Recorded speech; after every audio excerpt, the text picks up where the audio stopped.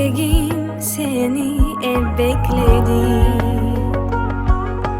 Her yerde aradı, yalan yok sensiz acıdı. Bu dünya tek ümitlerim sevgilim. Her yerde gözlerin, hizmetim sana gelirim.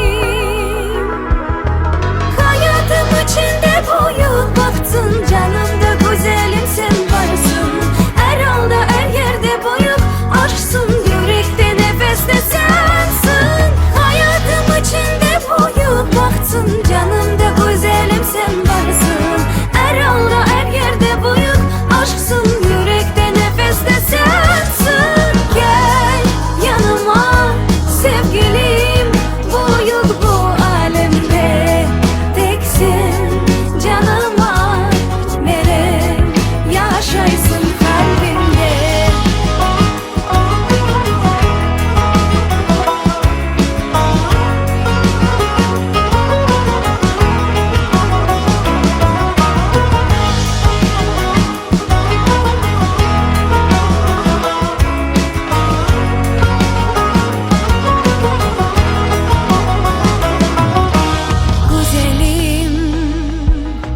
Güzelim hep yüreğimde sevgilim.